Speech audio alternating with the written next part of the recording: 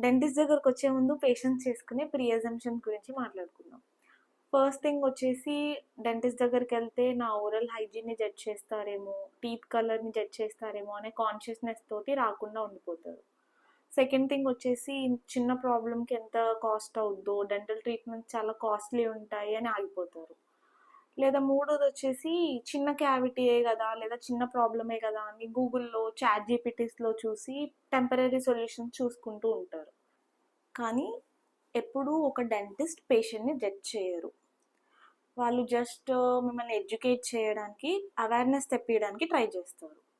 Second thing వచ్చేసి అన్ని dental treatments costly ఉంటాయి అనేది కరెక్ట్ కాదు. చిన్న ప్రాబ్లమ్స్ ఉన్నప్పుడు కాస్ట్ కూడా అలానే ఉంటుంది. ఆ చిన్న ప్రాబ్లమ్స్ని మీరు నెగ్లెక్ట్ చేసి పెద్దగా చేసుకుంటే మీకు కాస్ట్ కూడా పెరుగుతుంది.